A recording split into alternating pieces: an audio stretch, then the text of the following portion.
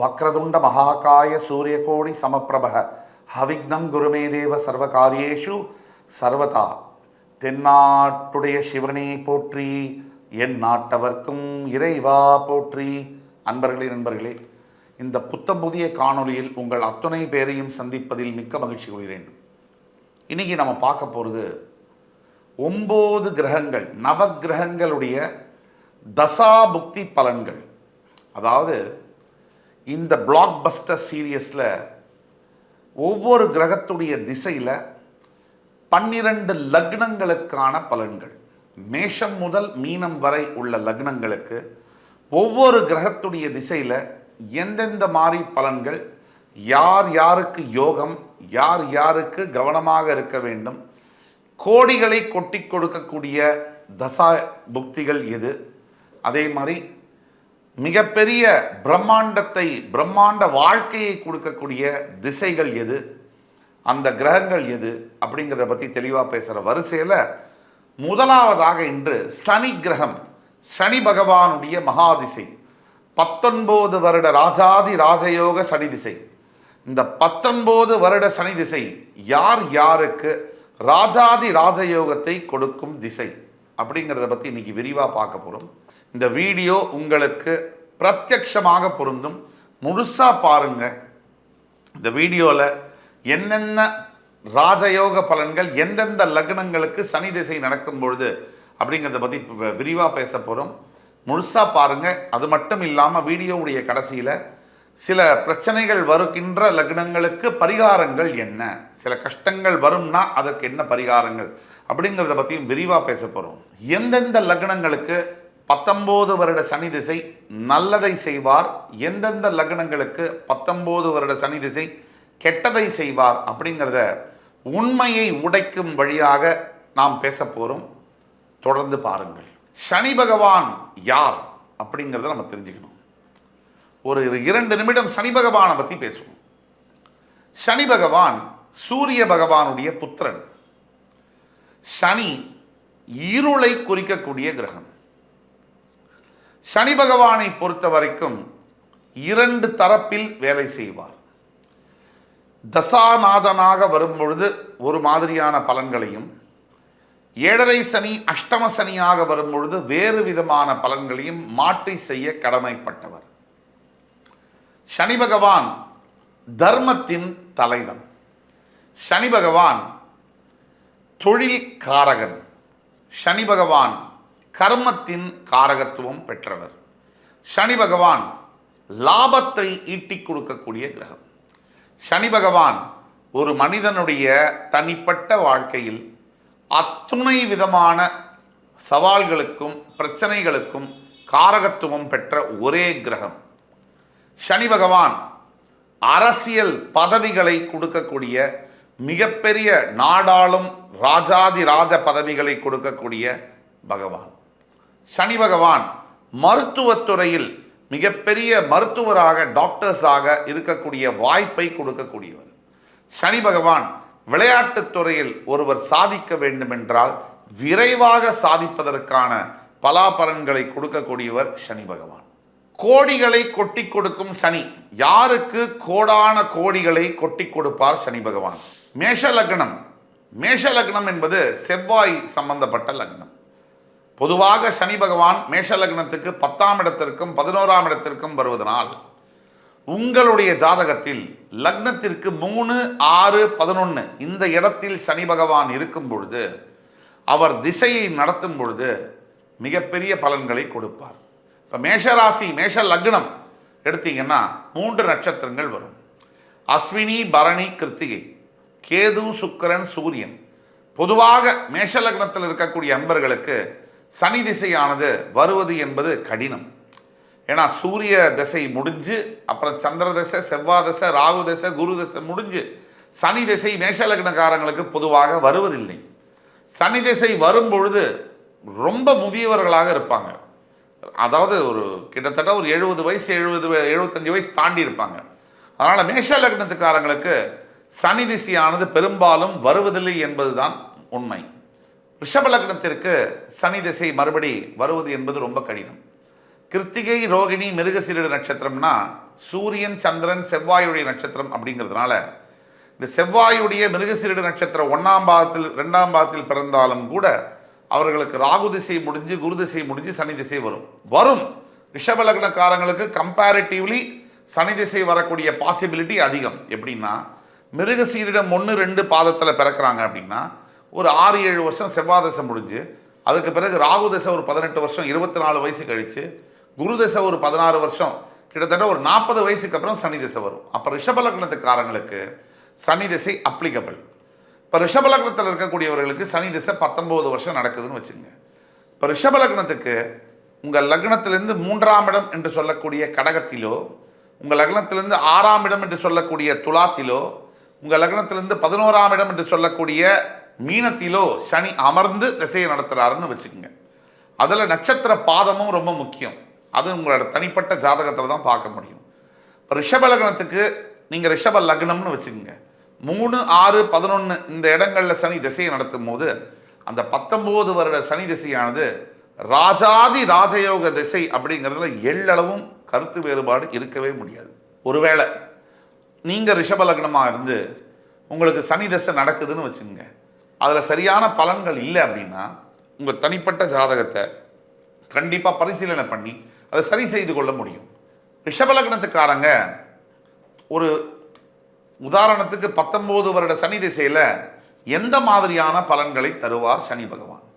எடுத்துக்காட்டிற்கு முதல் தரமாக உங்களுடைய ஜாதகத்தில் சுய ஜாதகத்தில் இந்த கடகராசியில் இருக்கக்கூடிய சனி பகவான் புனர்பூச நட்சத்திரம் 4ஆம் பாதம் வாங்கியிருந்தாலோ ஆயில்ய நட்சத்திர பாதம் வாங்கியிருந்தாலோ நல்ல பலனை செய்வார். பூச நட்சத்திரம் தன்னுடைய சுய பாதத்தில் இருக்கும் பொழுது சற்று குறைவான பலனை செய்வார். அதாவது இந்த வீடியோவில் எப்படின்னா 19 வருட சனி திசை ராஜாதி ராஜயோகம் யார் யாருக்கு அப்படிங்கிறது எப்படி கணக்கிடணும்னா, சனியுடன் எந்த கிரகங்கள் இருந்தால், சனி எந்த இடத்தில் இருந்தால் அந்த ராஜாதி ராஜயோகம் கிடைக்கும், சனியுடன் எந்த சுப கிரக பார்வைகள் இருந்தால் அந்த ராஜாதி ராஜயோகம் கிடைக்கும், சனியுடன் எந்தெந்த கிரகங்கள் இணைந்தால் அந்த ராஜாதி ராஜயோகம் கிடைக்கும். இப்போ கடகராசியில் இருக்கக்கூடிய சனி பகவானால் ரிஷப லக்ன அன்பர்களுக்கு மிகப்பெரிய யோகம். லக்னத்தோட 3, 6, 11ஆம் பாவத்தில் சனி இருக்கும் பொழுது, அதுவும் ரிஷப லக்னத்திற்கு யோகாதிபதி அப்படிங்கிறதுனால மிகப்பெரிய யோகங்கள். முதல்ல தொழில் எடுப்போம். இப்போ சனி பகவானுடைய தொழில்களில் நீங்கள் ஏதாவது ஒரு தொழில் இருக்கீங்க. ஏன்னா பல பேர் எங்கிட்ட கன்சல்டேஷன் வர அன்பர்கள் கூட வியாபாரம் செய்ய வேண்டியவங்க வேலை செய்கிறாங்க, வேலை செய்ய வேண்டியவர்கள் வியாபாரம் செய்கிறாங்க. இப்போது பல பேருக்கு நம்மளே அட்வைஸ் பண்ணி சொல்கிறோம் கன்சல்டேஷனுக்கு பிறகு, நீங்கள் வந்து ஒர்க் பண்ணுறத விட உங்களுக்கு பிஸ்னஸ் சூட்டபுளாக இருக்கும், உங்களுக்கு பிஸ்னஸோட ஒர்க் பண்ணுறது சூட்டபுளாக இருக்கணும் நம்ம சொல்லி அதுக்கப்புறம் பிஸ்னஸ் ஆரம்பித்து ஃபஸ்ட் கிளாஸாக இருக்கிறவங்கலாம் இருக்காங்க. அது மாதிரி சனி பகவான் தொழில் அப்படின்னு எடுத்திங்கன்னா ரிஷப லக்ன அன்பர்களுக்கு குறிப்பாக அரசியல், விளையாட்டுத்துறை, மருத்துவம், ரியல் எஸ்டேட், கன்ஸ்ட்ரக்ஷன் பிஸ்னஸ்ஸு, அது சார்ந்த துறைகள், விவசாயம், ஆர்கானிக் ப்ராடக்ட்ஸு, ஹோல்சேல் டீலர்ஷிப், இந்த மாதிரியான துறைகளில் ஹோட்டல் பிஸ்னஸ், இந்த துறைகளில் ஈடுபடும் பொழுது பெரிய வளர்ச்சியை பெறுகிறார்கள். உங்களுடைய சுய ஜாதகத்தில் சனி பகவான் கடகராசியில் புனர்பூசமோ ஆயில்ய நட்சத்திர பாதமோ இருந்து அந்த ஆயில்ய நட்சத்திர பாதம் கொடுத்த புதனோ புனர்பூச பாதம் கொடுத்த குருவோ சனியுடன் தொடர்பில் இருக்கும் பொழுது, பார்வை ரீதியாக இணைவு ரீதியாக இருக்கும் பொழுது பெரிய பலன்களை சனி பகவான் செய்வார். இதில் புனர்பூசத்தை விட ஆயில்யம் ரொம்ப விசேஷம். அடுத்தபடியாக ரிஷப லக்னத்துக்கு 6ஆம் வீட்டில் இருக்கக்கூடிய சனி பகவான் பெரிய யோகங்களை செய்வார். 6ஆம் வீட்டில் இருக்கக்கூடிய சனி பகவான், அதான் சொல்கிற மாதிரி கடகராசி, கன்னி ராசி, மகரம், கும்பம், மீனம், கடகம், கன்னி இந்த இடத்துல சனி இருந்தாலோ, அதாவது ரிஷப லக்னத்துக்கு கடகம், கன்னி, மீனம் இந்த 3 இடத்துல சனி இருக்கும்போது யோக பலனை செய்கிறார். இது பார்க்கணும். இதில் என்னென்ன மாதிரி விஷயங்கள், தொழில் எடுத்திங்கன்னா நீங்கள் தொழில் செய்கிறது தான் ரொம்ப நல்லது. ரிஷப லக்னமாக இருந்து உங்களுடைய சனி 3, 6, 11 இருந்தால் நீங்கள் தொழில் செய்வது தான் நல்லது. எந்தெந்த தொழில் செய்யணும் அப்படிங்கிறத நம்ம இப்போ தான் சொன்னோம். சரி, நான் வேலை செய்கிறேன், வேலை தான் எனக்கு கிடச்சிருக்கு, 15 வருஷமாக நான் வேலை தான் செய்கிறேன் அப்படின்னா எந்த மாதிரியான துறைகளில் வேலை செய்யலாம்? நீங்கள் வந்து ஒரு கன்ஸ்ட்ரக்ஷன் ரியல் எஸ்டேட் இண்டஸ்ட்ரியில் ஒரு மேனேஜரான பொறுப்பில் இருக்கலாம், இல்லது வந்து நீங்கள் வந்து ஒரு பேச்சு சம்பந்தப்பட்ட தொழில்களில் இருக்கலாம், இல்லை நீங்கள் வந்து ஒரு எழுத்து சம்பந்தப்பட்ட துறைகளில் இருக்கலாம், இல்லை டெலி கம்யூனிகேஷன் இண்டஸ்ட்ரியில் இருக்கலாம், அல்லது ஆன்மீகம் சம்பந்தப்பட்ட தொழில்களை நீங்கள் தொழிலாக வைச்சிருக்கலாம், வேலை செய்யலாம். இந்த மாதிரி வேலைகளில் இருக்கும்போது பெரிய வாய்ப்புகள் கிடைக்கும். திருமண வாழ்க்கையில் எந்த மாதிரியான ராஜயோகத்தை கொடுப்பார்னா, ரிஷப லக்னமாக இருந்து உங்களுடைய சனி பகவான் 19 வருஷ திசையை நடத்தும் போது மிகப்பெரிய யோகங்கள் 40 வயசுக்கு மேலே. அதாவது சடனாக வந்து பார்த்தீங்கன்னா, ஒரு நார்மலாக ஒரு சம்பாதிச்சுட்டு இருந்தவர் ஒரு பெரிய பதவியில் அமருவது, திருமண வாழ்க்கைக்கு பிறகு ஒரு லேட் மேரேஜ் ஆகக்கூடிய பாசிபிலிட்டிஸ் இருக்குது. ஆனால் அந்த திருமண வாழ்க்கைக்கு பிறகு ரிஷப லக்னத்தில் பிறந்தவர்களுக்கு 19 வருட சனி திசையானது திருமணத்திற்கு பிறகு 40 வயசுக்கு பிறகு ரொம்ப பெரிய ஒரு முன்னேற்றங்கள், வியாபாரத்தில் பல மடங்கு கோடிகளை சம்பாதிக்கக்கூடிய யோகங்கள், அள்ளி கொடுக்கக்கூடிய சனி பகவான் கிள்ளி கொடுப்பதில்லை, அள்ளி கொடுப்பார் அப்படிங்கிற மாதிரி இருக்குது. அதே மாதிரி வீடு மனை, மிகப்பெரிய தொழில் தருவார், மிகப்பெரிய ஒரு திருமண வாழ்க்கை, திருப்தியுள்ள வாழ்க்கையை தருவார். நல்ல அந்யோன்யம், கணவன் மனைவிக்குள்ள 40 வயசுக்கு மேலே அண்டர்ஸ்டாண்டிங்கை கொடுப்பார். பெரிய சொத்துக்கள், அசையா சொத்துக்களை சேர்க்கும்படியான யோகங்களை கொடுப்பார்.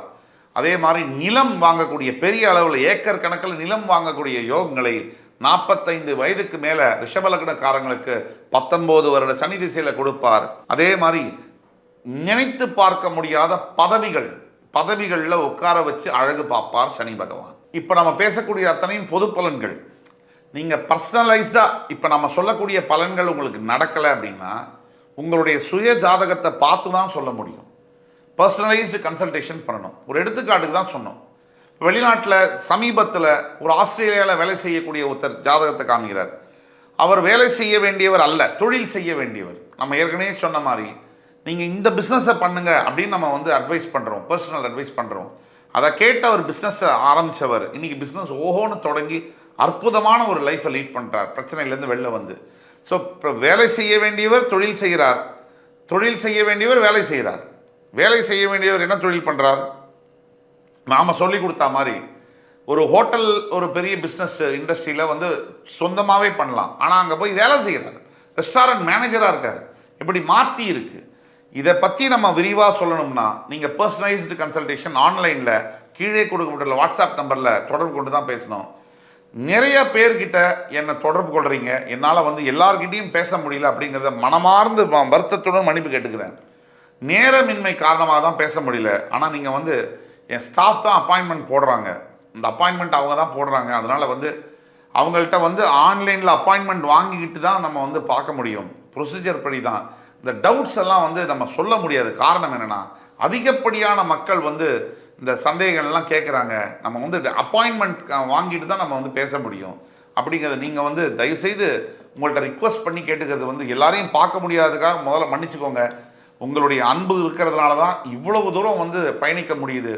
அப்படின்னா கூட உங்களுக்கு சர்வீஸ் செய்கிறதுக்காக காத்து கொண்டிருக்கோம். ஆனால் அதுக்கு ஒரு வரைமுறை ஆர்கனைஸ் பண்ணி நம்ம பண்ணுறதுனால அந்த ப்ரொசீஜரில் வந்து நீங்கள் பண்ணணும்னு வேண்டி கேட்டுக்கிறேன். உங்களுடைய தனிப்பட்ட ஜாதகத்தை பார்த்து உங்களுடைய கர்மாவை கண்ணாடி போல் காட்ட முடியும் என்று கூறி அடுத்து வரும் காணொளியில் என் உயிரினும் மேலான அன்பு பெருமக்களை சந்திக்கும் வரை உங்களிடமிருந்து விடைபெறுவது உங்கள் சுபாஷ் பாலகிருஷ்ணன். நன்றி, வணக்கம், வாழ்க வளமுடன்.